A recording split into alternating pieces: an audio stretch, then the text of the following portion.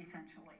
And now, here's what happens next. Johnny goes around and he trashes the apartment before he leaves. He loves to do that. You're going to hear about his penchant for that. Does it a lot. And you'll see a picture of him in the elevator afterwards, leaving with his bodyguards, and he's a little agitated there. And the police are called. You will see pictures of Amber with metadata on them, both before, during, and after the police officers are there. But what happens is Amber calls her attorney, the one that she had consulted after the December 15 event. And the attorney says, if you press charges, they'll arrest him. And Amber says, I can't have that happen. I don't want his kids to know about this. I don't want the public to know. I can't have that happen. So when the police show up, she refuses to cooperate. She says, on the advice of my attorney, I'm not going to cooperate. But her friend, Rocky, whose fiance was there, Josh, at this point, he takes them around and shows one of the police officers all the property damage around the house as well. And the police officers say to him, look, she's got the red mark on there. You know, if you just give us the name, we'll go get him. And he says, I can't. She won't let me. So they leave. Now, here's what happens and creates all of the, noise here that you're going to have to deal with.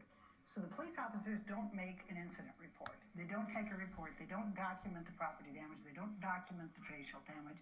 Instead, they go out and they write on their CAD, that's their little system in there, they write verbal dispute only, victim uncooperative. That's their language for, we don't have to write a report. You'll see that the police officers have another one later, that night and they put verbal dispute only. That's their magic language. Now, that's notwithstanding that you will see these pictures, but Amber wasn't cooperating with them, and they were quite convinced she wasn't going to.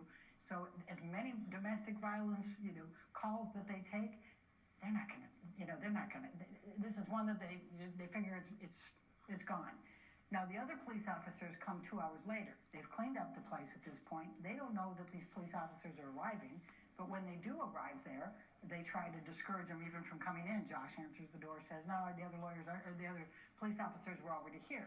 And he says, they say, no, but we just have to see her. And they have body cams, by the way, so you'll see the body cam footage of this. So they go through and they do that. And one of the significant things is you'll see on the CAD that the two police officers' sets are communicating with each other. And the first set says, I don't think she's going to change her mind. And they know who the officers were the first time because they say officer signs. You'll hear this and you'll see it in that body cam footage. So they go through, Amber says, no, everything's fine. You can see on there, and they leave. Now, the reason this is so significant is what they have done with this in creating, and that's part of the counterclaim, and what their version of the reality is that Amber calls the cops. Then they don't see any injury, so they mess up the place, splash a little wine, and then call another set of cops. Does that sound like the situation here? No. And it's really important to look at the evidence and think about this. You'll hear from many, actually, I don't know how many of the police officers we'll put on, but we have, between 4 and 6 LAPD police officers and experts who will say those police officers, even when she declined to cooperate, should have taken a report. They should have documented it. That was police policy.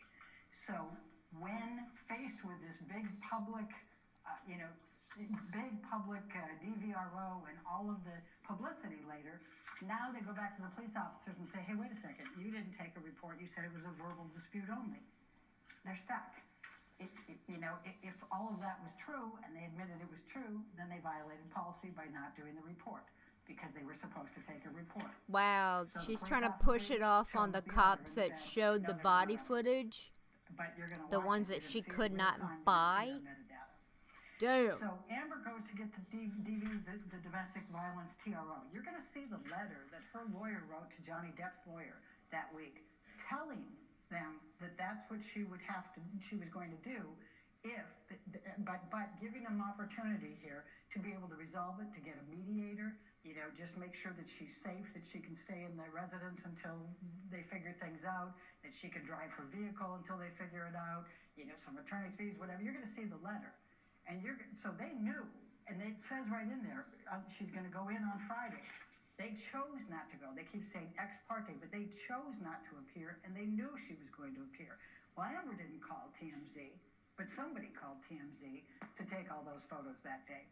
Now, you also heard them say that all kinds of people saw Amber that week, and she didn't have any bruises on her face. Well, let me show you this. This is what Amber carried in her purse for the entire relationship with Johnny Depp. She's an actor. Do you honestly think she would have left her apartment ever without makeup? Do you think that she ever would have wanted other people to see her bruises and her cuts? This was what she used. She became very adept at it. You're going to hear the testimony from Amber about how she had to mix the different colors for the different days of the bruises as they developed in the different coloring, and how she would use these to touch those up to be able to cover those. She also used concealer, foundation. You'll hear from a makeup person that Amber didn't even leave her bedroom without having foundation on. And one of the people that was at the building testified. He said she had makeup on and it would have covered that bruise. So that's the testimony on that.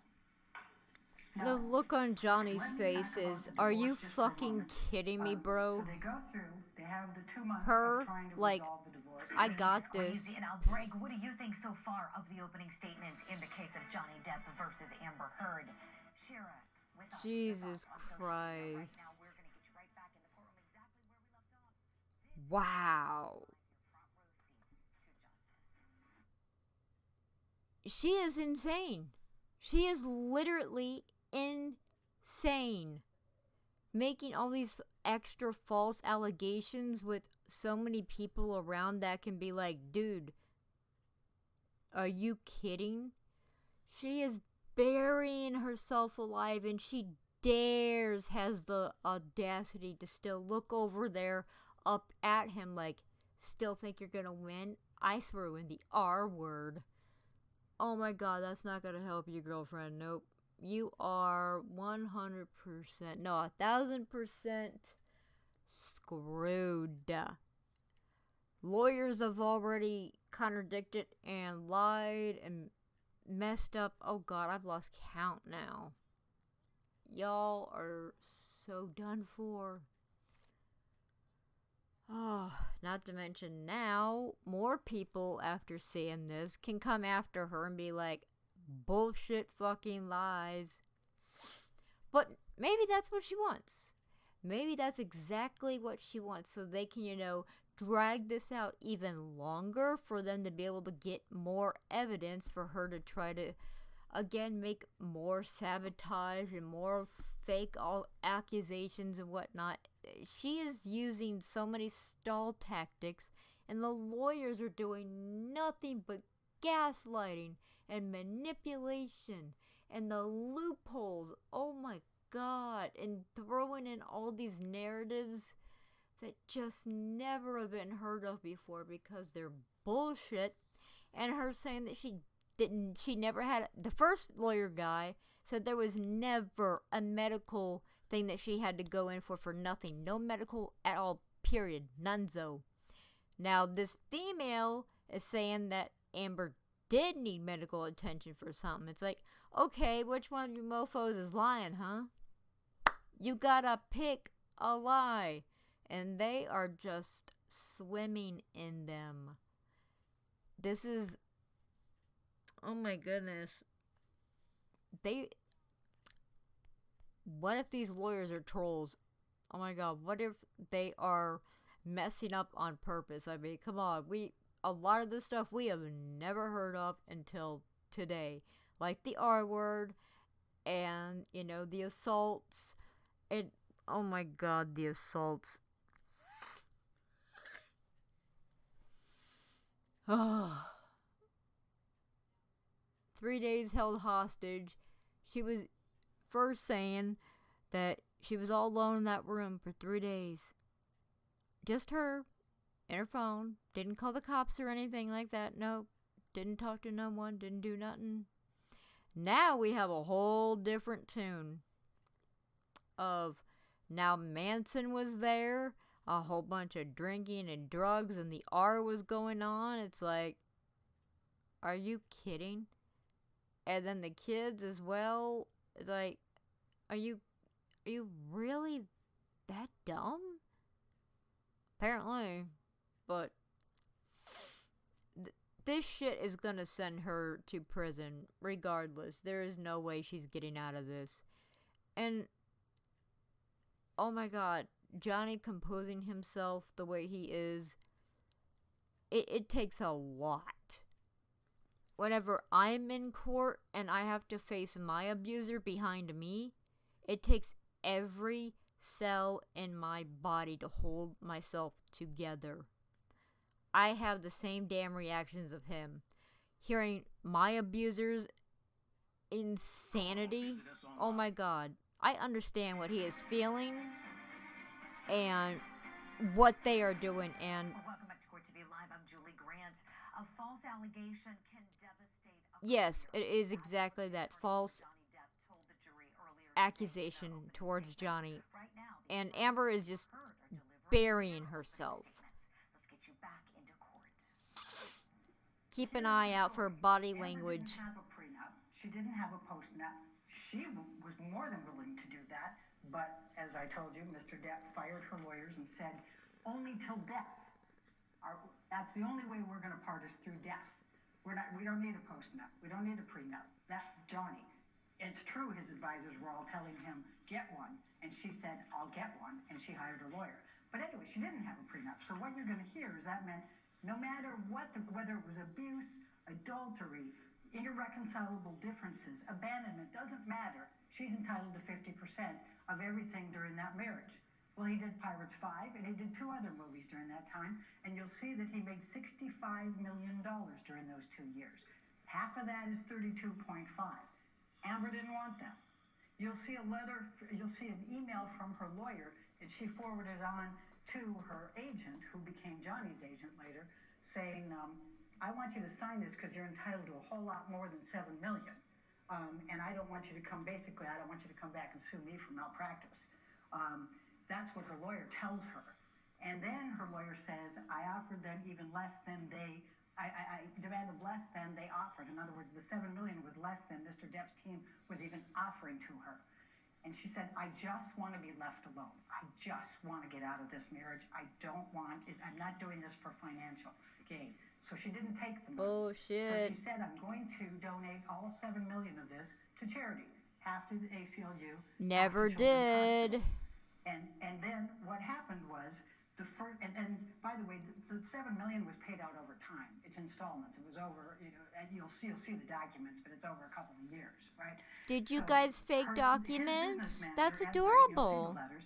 He Can't sends wait the to first see that. 100,000 out of the $7 million to each of them, and says this is a pledge towards the $3.5 million that Amber's donating, and she'll be paying that in installments. So everybody knows she's paying it in installments. You're going to hear differently from them now, but you're going to see that was the admission. Yeah, we're going to hear different. You're going to hear from Children's Hospital and the ACLU that they assumed this was a pledge paid over a period of time because that's what they do because of tax deductions and things of that nature.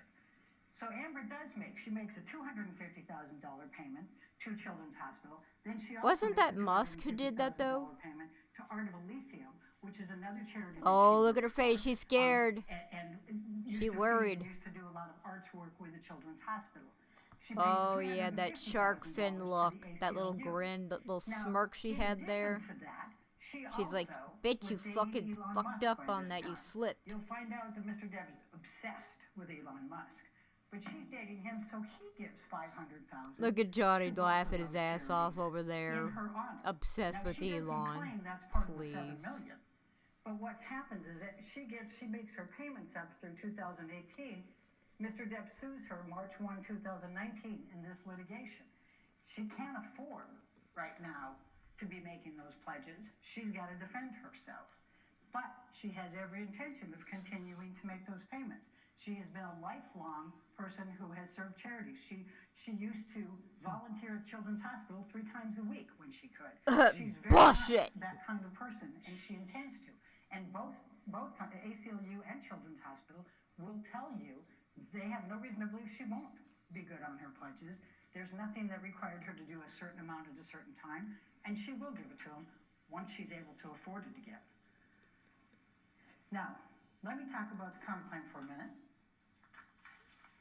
And then I I have to promise to let you go at some point, don't I? So Mr. Depp has decided, you heard from Ben, you're going to see some really, really terrible text messages from Johnny Depp on how he viewed Amber Heard. He calls her some horrific names. Oh no, In the names. summer of 2016, he vows he's going to hunt her. He vows she's going to suffer global humiliation. He says he's going to live in her and she will never forget him. And he meant it. So, in the summer of 2018, you heard Ms. Vasquez say he wants to clear his name, he can't be called a wife beater, etc. But an article, an op-ed appeared on the Sun Times in London. They called him a wife beater. It was written by Dan Wooten, the CEO, or the chief editor of the Sun at the time. And he is writing because Johnny Depp is being cast in Fantastic Beasts 3. And so the article is, why is J.K. Rowling genuinely... Ooh, they called her out. All right, so we have what appears to be an objection, and then the attorney is approaching the bench to have a sidebar. Gives us some time to unpack what we're seeing here on opening day of Johnny Depp versus Amber Heard. If you're just now joining us, we thank you for that. We're seeing dueling defamation cases, which each attorney, representing both of these, plaintiffs, respectively, is coming forward and saying that their client has been truthful about what happened. So we know here truth is an absolute defense to defamation. So what we're going to be seeing playing out here in these opens, or a preview of that, is lots and lots of evidence to support each side's positions here. Let me bring in our legal analyst guest on the program today. He's standing by in Knoxville, Tennessee. Criminal defense attorney Greg Isaacs is on the program. Greg, good to see you. Wow, we're seeing some really explosive opening statements this morning. I can't look away. Let's just kind of get your thoughts overall in general, what you're seeing today. We went into this case with it being really, really hyped up. We know there's a lot of media attention. Media from all over have flocked to Virginia to be at this courthouse to watch this case playing out. Our court TV cameras are there. Is this what you expected to see, Greg? It's what I expected to see, but even more in terms of how raw those opening statements were. And basically, both sides took off the gloves. It's almost as if you have a domestic abuse case masquerading in dueling defamation cases. I mean, Julie, one, when you go with Johnny Depp's camp, I mean, basically, they came right at Amber Heard, questioned her veracity, her integrity, and basically said, that his career was ruined based on a false accusation, that he is, quote, the victim. But the optics really, as you watch, this unfold in the courtroom, kind of belie that theory, because Johnny Depp, as he sits there and he makes facial expressions and he smirks, comes across really as anything but a victim as this thing is unfolding. But, then you look at the counsel for Amber Heard, and what a smart strategic move by starting out reading the Washington Post op-ed in its entirety. And that's a very important component of this lawsuit because, as we know, Johnny Depp has tried to circumvent the SLAPP law of Virginia, California, and other forms, which is the law that prohibits strategic lawsuits against public policy, which Amber Heard is claiming. She's saying she didn't defame Johnny Depp. She did this as a matter of public policy, that she was a victim of violence and abuse before she had the words and ability to articulate the severity of this problem. So really interesting, but Julie, to me, as I'm sitting here listening to Amber Heard's counsel and listening to them explain the abuse and the dysfunction, it's like Captain Jack Sparrow became Johnny Depp the monster.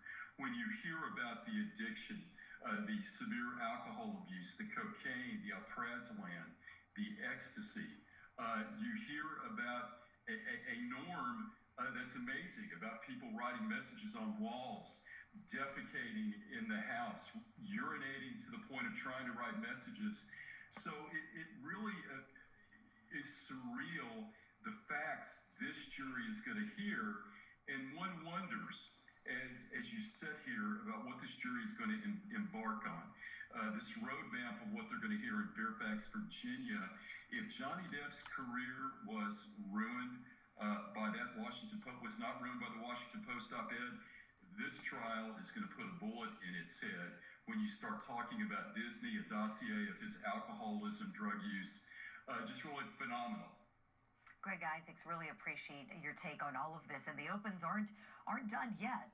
We still have more we want to show you. We're going to do it on the other side of this break. But if you're just now joining us, one of the biggest takeaways this morning in the opening statements delivered by both counsel for Johnny Depp and counsel for Amber Heard is that Depp and Heard will both be testifying. And you will see it all right here on Court TV Live. We'll be back right after this. Oh, my, my, my.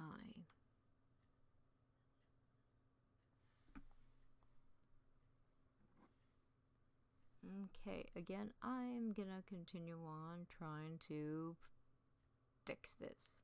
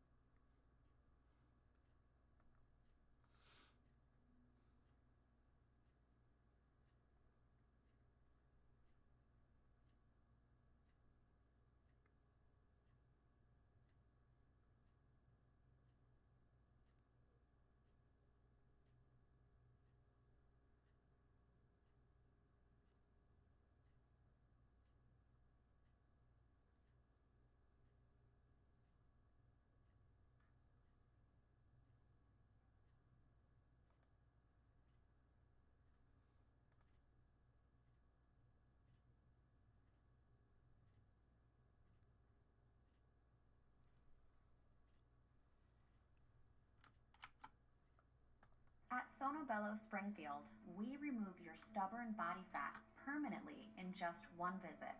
Hi, I'm Dr. Andrew Warden, board-certified plastic surgeon and host of The Doctors. Sonobello can remove stubborn body fat permanently and in just one visit. Sonobello's board-certified surgeons use micro-laser technology to safely target and remove your diet-resistant fat cells.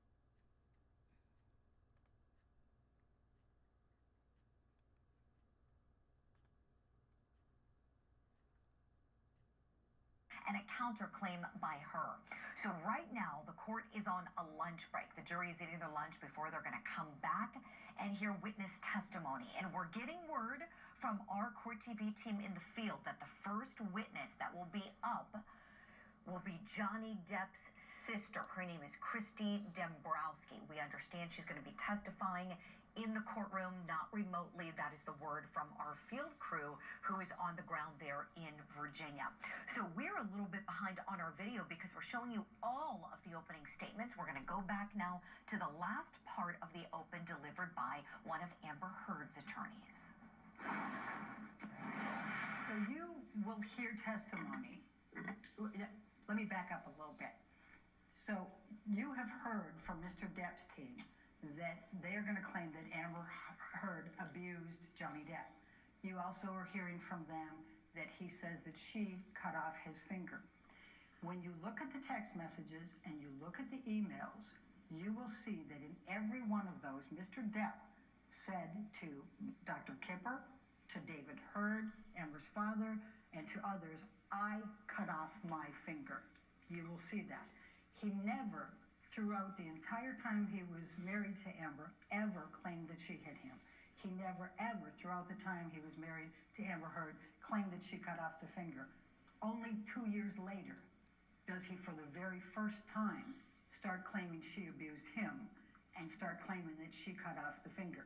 I'm going to ask you to look hard at the evidence in this case because the evidence is going to show that it never, ever came up before. Now, let's talk about the counterclaim for a few minutes. There's a few statements here. Now, they've said, why are you suing Adam Waldman? You heard from Ben that Adam Waldman didn't come into Johnny Depp's life until October 2016. He wasn't there for any of their marriage. He doesn't have any personal knowledge of their marriage. Everything he does is based on Johnny Depp. Johnny Depp used Adam Waldman as his agent, and you will see a bunch of texts where he's saying, yeah, man, he's going after these people. He's doing all this stuff for me. He's suing my business manager. He's suing the lawyer. He's going at, he's doing all this. He's also going to the press and making all kinds of statements about Amber Heard. And those statements are as follows. And Heather, if you can pull up the first.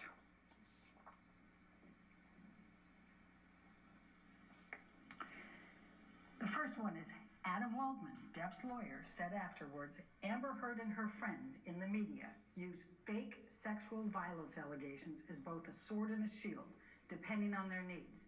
They had selected some of her sexual violence hoax facts as the sword, inflicting them on the public and Mr. Depp. Now, there isn't any sexual violence hoax. There isn't any hoax at all.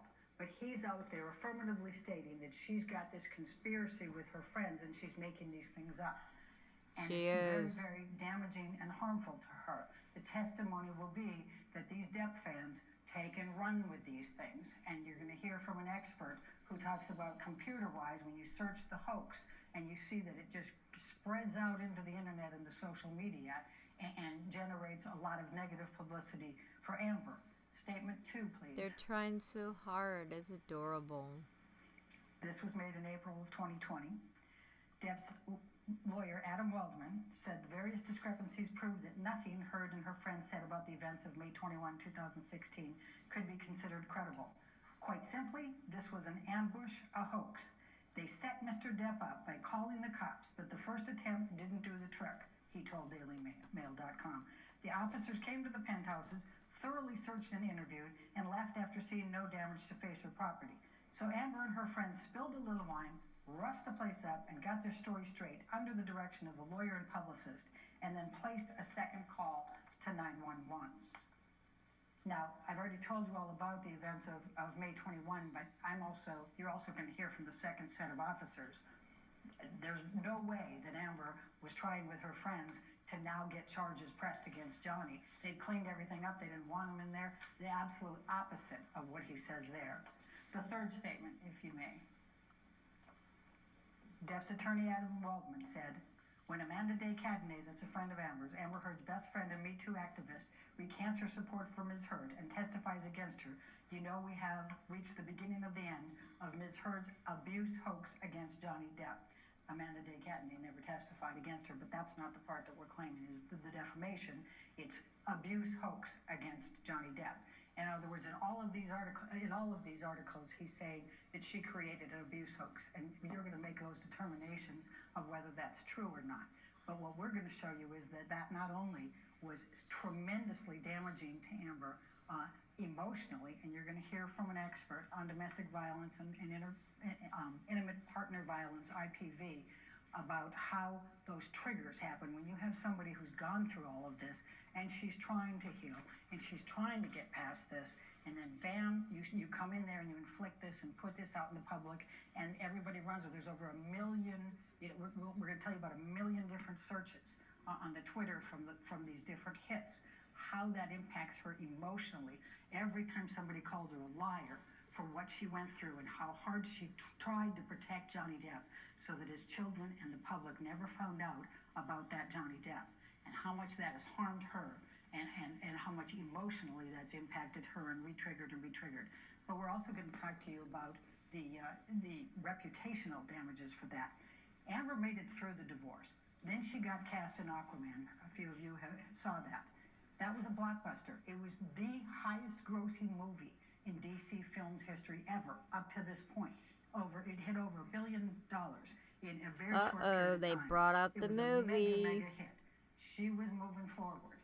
Then Look at Johnny. with these defamatory statements and all of the Depp followings and the the look and on Twitter and Amber's everything face else. is like, Nobody wants to touch oh boy, well, we and weren't you're gonna hear supposed from to an do expert that. who's gonna say, look at Jason Momoa, look at Gal Gadot, look at other people who started coming up in those tracks from she was Justice League and then Aquaman. Look what they're getting. They're getting commercials. They're getting all kinds of different film opportunities. These are the things that she would have gotten. Nobody will touch her. She's a pariah. And we're going to ask you, as Ben said, to hold Mr. Depp responsible. Enough is enough. But Why we're also hold gonna someone ask you responsible for to their, hold him responsible her and actions, try to whatever? fully It's and all on fairly her. compensate Amber for what he has done to her. Thank you very much. Thank you, Ms. Bretterholm. So Based on the time, ladies and manipulative. gentlemen, I think I'm going to release you for lunch a little early so we can just start with the first witness. And with that, the opening statements are in. They've been in real time for some time now. The jury's been on their lunch break, but as you know, we don't want you to miss a moment of any of this here at Court TV Live. So we played for you those opening statements in their entirety. Couple key things I want to point out. They're not evidence. Opening statements are not evidence in a case.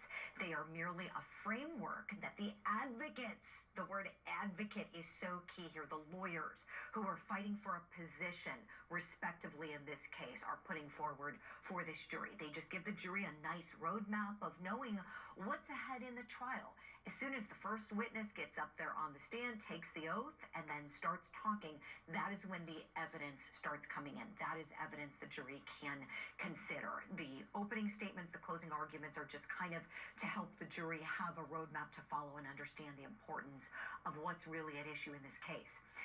The thing I will say is probably the biggest reveal from these opening statements is that we learned from the attorneys that both Johnny Depp and Amber Heard are going to be testifying. Both of them will take the stand during this trial, and our Court TV cameras will be there for it all. What I want to do now is some analysis with you. Let's bring in our guest who's on the program today. He's standing by in Knoxville, Tennessee, where he practices criminal defense work, attorney Greg Isaacs, and just joining us from Atlanta, Georgia, retired DEA Special Agent Ted Golden. Ted, welcome. Let me begin with you, if I may, since you're just joining us this hour. Both sides shooting off lots of fireworks in these opening statements.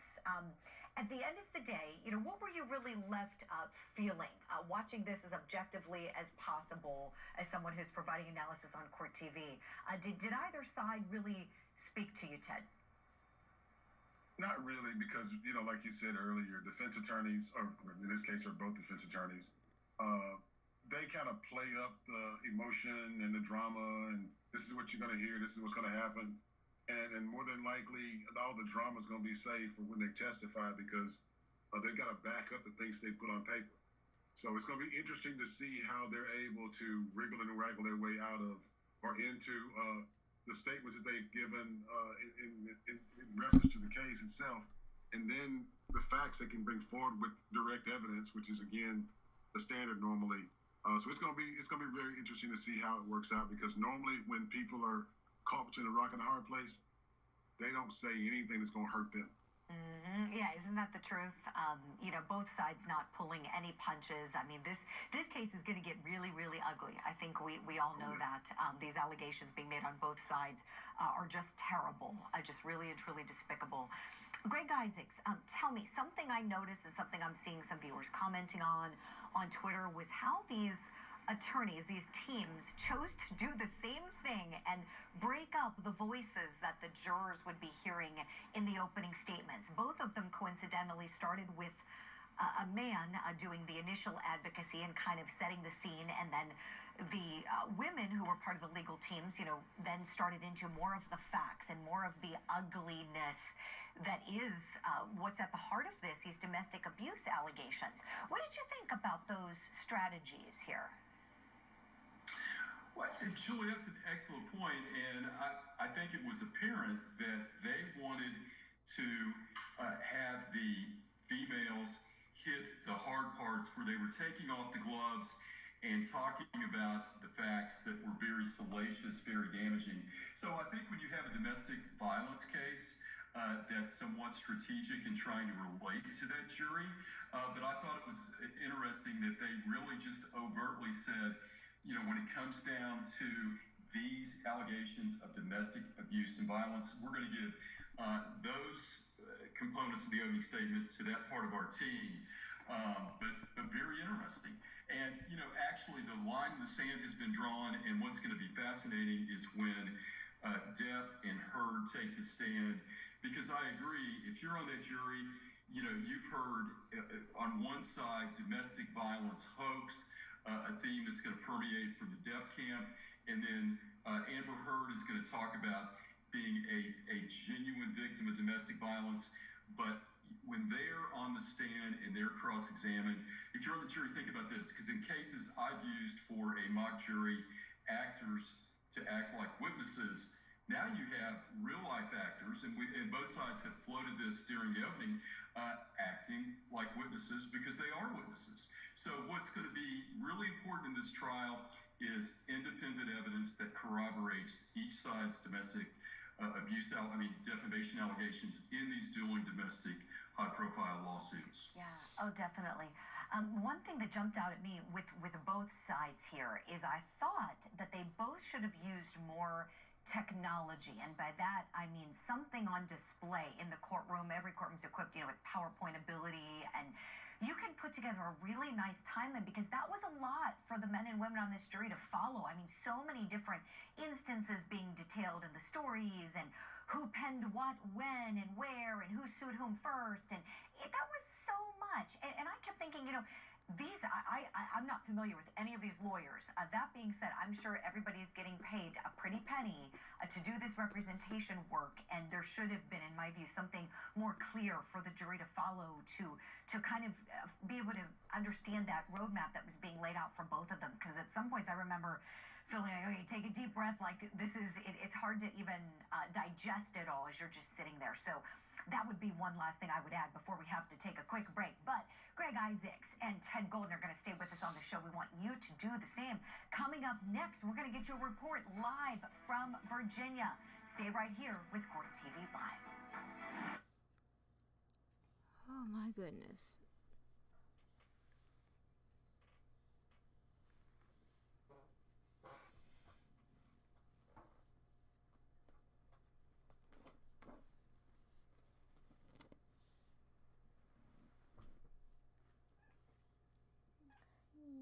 Hello.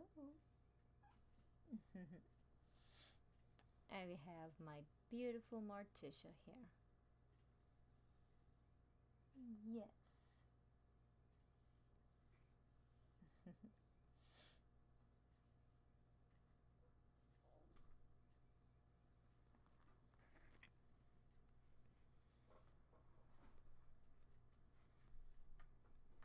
I seem to be able to keep recording the audio, but I cannot pull up video footage. It's not letting me. I don't know why. I really wish I knew.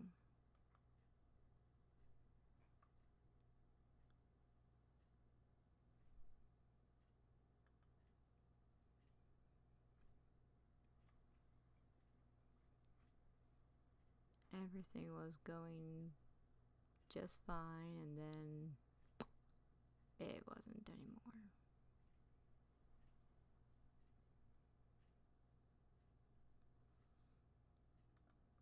And I'm suffering horrible lag, so that's making it to where I won't be able to view the video.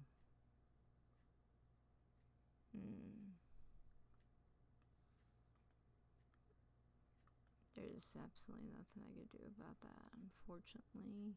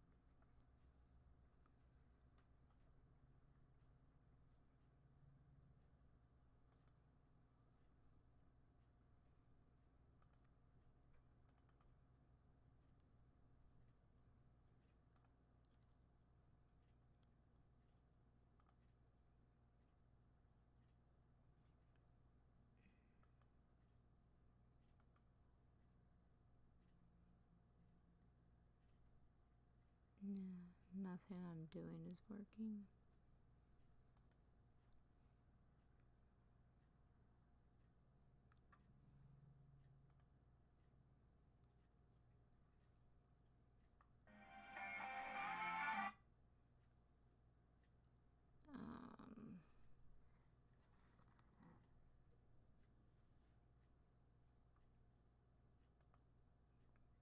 That was different. These declassified documents reveal the extent to which the FBI views the FISA spy warrant system. Thank you for being with us today on day number 1 of the dueling defamation cases between actors Johnny Depp and his former wife, Amber Heard. A panel of 11 jurors, including 7 jurors, 4 alternate jurors, was finalized Monday evening, and today those jurors returned to the courtroom to begin seeing the opening portion of the case, the opening statements. Not evidence, but certainly provides a first impression for them. They then went on their lunch break. They're set to return to the courtroom shortly to hear the evidence. What we want to do before then is bring in Court TV legal correspondent Chanley Painter, who's standing by for us in Fairfax County, Virginia, at the courthouse where the trial is taking place. Chanley, good to see you. Give us the latest, please, where you are. Certainly. Good afternoon, Julie. Well, this morning, what a time inside this courthouse behind me. I arrived early for opening statements, and as soon as I entered the courtroom, there's just a packed gallery. In fact, the line extended from the 5th floor elevator. Once the elevator door opened, there was a line of public waiting to enter the courtroom. fans for Johnny Depp, Amber Heard, wanting to have a glimpse of this, the movie stars on trial together here. So that was something that we really haven't really seen since probably maybe like Harvey Weinstein's trial in New York several years ago.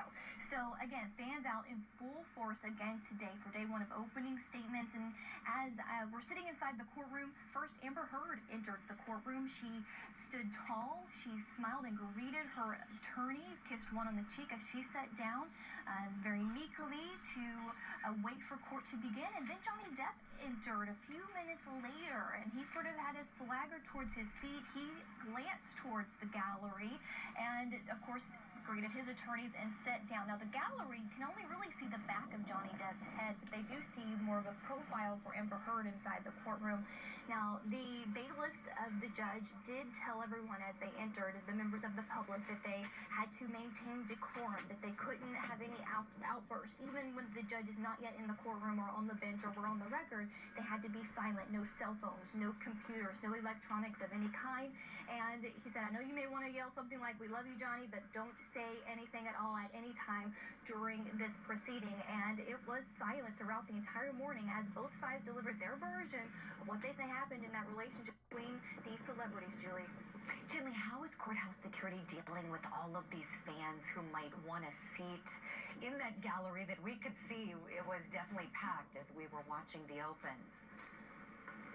Certainly. They actually have to line up first thing in the morning, even yesterday, as early as 5 a.m., Julie, to form a line, and they receive a bright green wristband on their wrist. Yesterday, only 50 wristbands were available. Today, 150 were available because they had access to a really large courtroom. There are 10 rows divided into the gallery, plenty of room, and then there's also an overflow courtroom that allows for many others to sit and watch the live stream of this trial unfold. So that's how they are able to access the courtroom. As I said, there were still some seats left inside the courtroom for those who wanted to watch, either media or members of the public, but a lot. I would count maybe around 50 or so just fans hoping to catch a glimpse, and they were able to sit in and watch the opening statements. Yeah, people interested in both sides of this case, as we can see, supporters for both Johnny Depp, Amber Heard. Tell us, when you've been outside of the courthouse, either in the mornings or afternoons, or even during this lunch break, what, if anything, have you seen in terms of action going on outside, please, Chanley? A lot of media from all over the world on the front lawn of this courthouse. Now, the celebrities, Johnny Depp and Amber Heard, enter from a different location than the front door where everyone else enters this courthouse. But again, there are still a lot of members of the public, fans, some people with signs visiting, wanting to go in and out, watch the trial unfold. And of course, the media as well out front here. And that's about it. We have the security protocol. There's deputies who will walk along the lawn area here to make sure everything is copacetic. And then in front of me, I know you can't see, there's a big lot. It's reserved for media. So you see a lot of satellite trucks and even reporters over there in the media lot as well. And I understand you had a chance to talk to some of the folks that were standing outside there. Oh yeah, they are willing to speak about either their love or support for Johnny Depp or for Amber Heard. I caught up with a couple of young girls. They were 20 years old. They drove in over an hour to support Johnny Depp, and I asked them why. Let's watch. He is suing Amber Heard for defamation in an article that she wrote, basically pointing at him as an abuser during their marriage and before. Do you believe those allegations at all? I think it's hard to kind of pin it on who, because it's a lot of he said, she said. So I think you just kind of have to wait it out and see, really. Haley, what do you think? Yeah, I mean, obviously the two of them are the only ones that know the truth, but I definitely don't want to believe it because it would hurt, one of my childhood heroes if they did something like that, but I don't believe it personally. So even if, let's say, the judge in this case, like they did in England, said, okay, it's substantially true, or he is liable for maybe saying some or doing some of these things, would that change your opinion about him? I'm not sure. It's really hard because when you do love somebody that much, you don't want to believe it. So I'm not sure. Some interesting viewpoints here. Whether or not the outcome is positive or negative for maybe their favorite celebrity, they may still believe in that person and support that person no matter the outcome in this case. I do want to mention that there are supporters, a handful here for Amber Heard, and signs that they hold supporting her version of it, but it's definitely overwhelmingly those here for Johnny Depp. Oh, that's interesting, Chanley. So more Depp supporters you're seeing coming out physically at the courthouse there than the Heard supporters. Oh, absolutely. It's very stark difference. Just a handful of so for Amber Heard. And yesterday there was actually a family from California that flew here to be here for the entire week just to support her. But like I said, overwhelmingly those and female, most all female women supporters here for Johnny Depp who believe in him and his story. And I want to bring up the jury because I think you and I maybe have talked about this before, the makeup of the jury and what they may be looking like. And that is something I had my eyes on today. So 8 men are actually on this jury panel and 3 women. There are 5 who appear to be white, 5 who appear to be Asian, 1 appears to be black, and they came in a beat. In fact, one woman had a smile on her face as she entered court this morning, and a lot of note takers on this panel, but a lot of, especially the male jurors, don't really react. They just seem to be taking in these opening statements, didn't take a lot of notes, but definitely attentive all morning. Do we not know who the alternates are going to be yet, Chanley? No, we don't know who the alternates are going to be just yet. So we know there's 11. There's 4 that will be of the 11, of course. Alternates here, and there's 6 on the back row, 5 on the front row, and 7 will actually be the ones deciding who is liable, award any damages if they feel that is merited here. For a civil case, it does have to be unanimous for those 7 to reach a decision or a verdict in this case. So we will find out who the alternates are, I assume, closer to before deliberations begin. Right, and just about 20 minutes from now, I know the jury's going to be back. We're going to have to let you go into the courtroom, but a little while ago in the show, we reported from some information that you and your teammates heard in the field that Johnny Depp's sister is supposed to be the first witness called. Are you hearing any differently? Right, no, she is supposed to be the first witness for the plaintiff, Johnny Depp, in this case.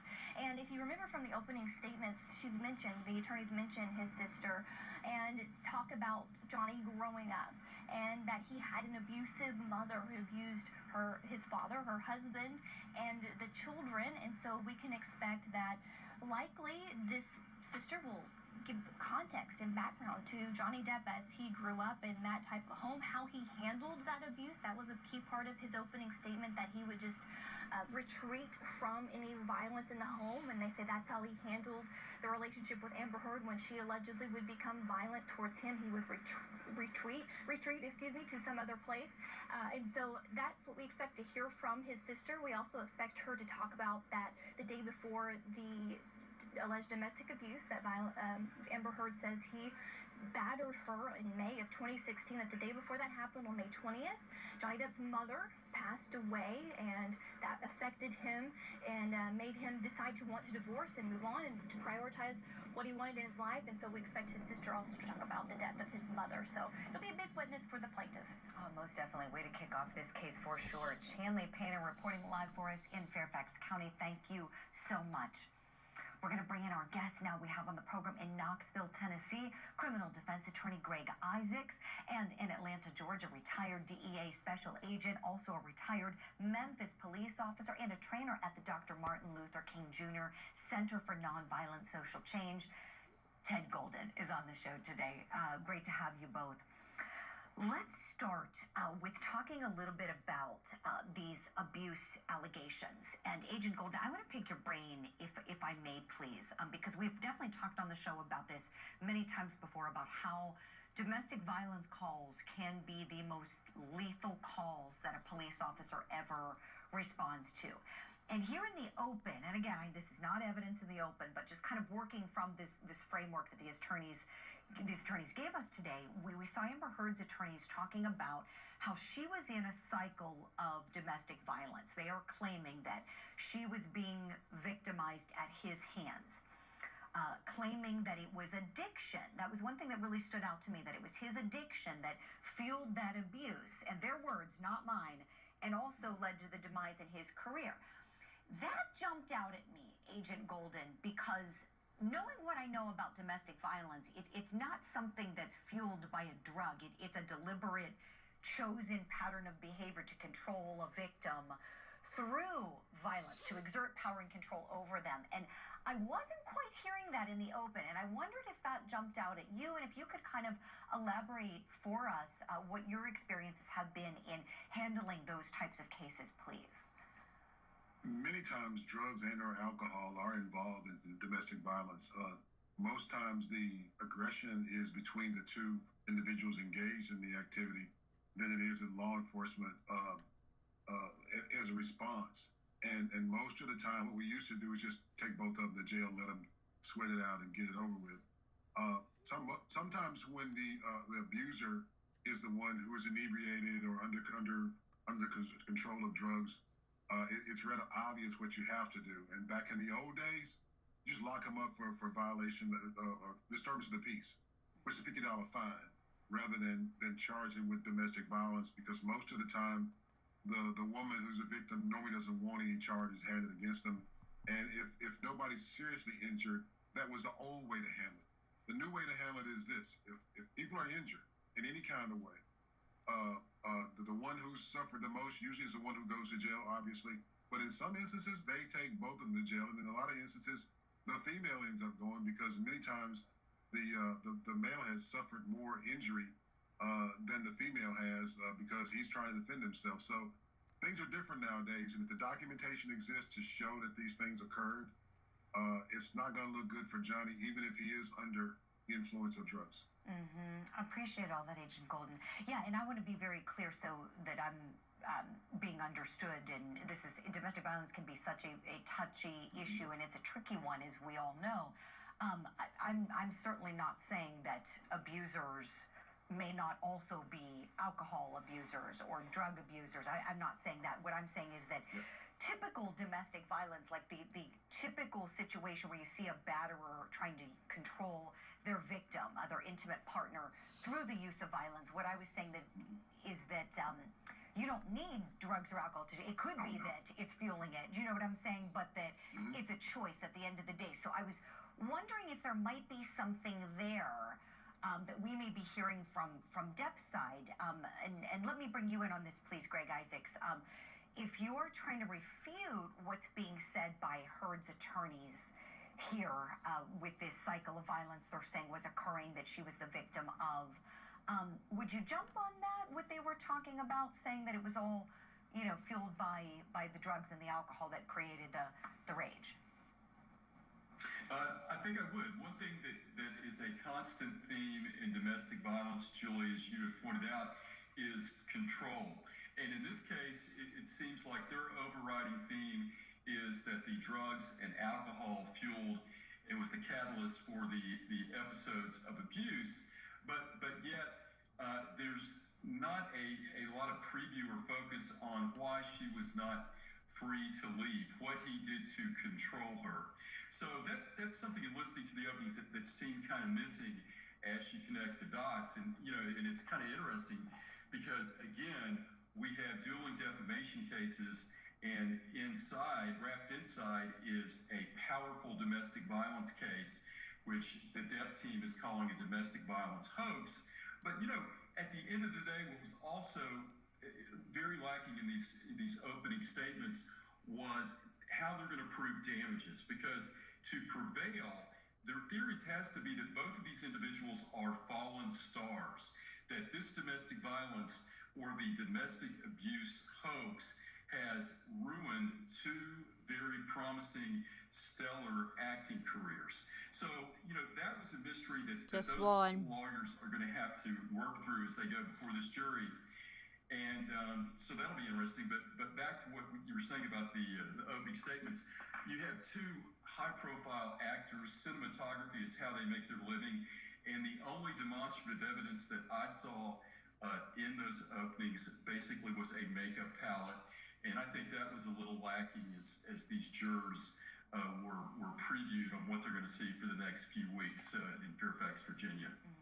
Greg Isaacs, Ted Golden, appreciate everything you both shared with us. We want more questions to be answered by you both. We just have to squeeze in a quick break. When we come back, just want to give you a little reminder that we are still following for you other cases, especially the romance novelist murder trial happening in Portland, Oregon. We've got that one streaming live for you right now on CourtTV.com.